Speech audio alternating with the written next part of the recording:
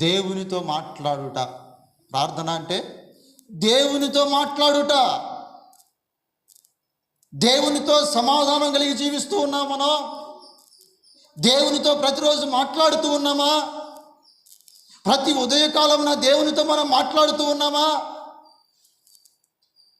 లేదండి, నేను సమస్య వచ్చినప్పుడే మాట్లాడతా. లేదండి, నాకు కష్టం వచ్చినప్పుడే మాట్లాడతా. లేదండి, నాకు శ్రమలు గొట్లుగా నా మీద వచ్చినప్పుడే నేను దేవునితో మాట్లాడతా అనేటువంటి భక్తి జీవితంలో ఉన్నారా?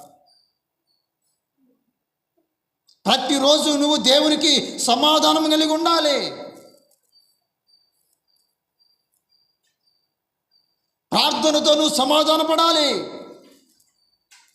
ఈ రోజున ఇటువంటి సమాధానం లేకుండే చాలామంది దేవునికి దూరంగా బ్రతుకుతూ ఉన్నారు. సమాధానం లేదు.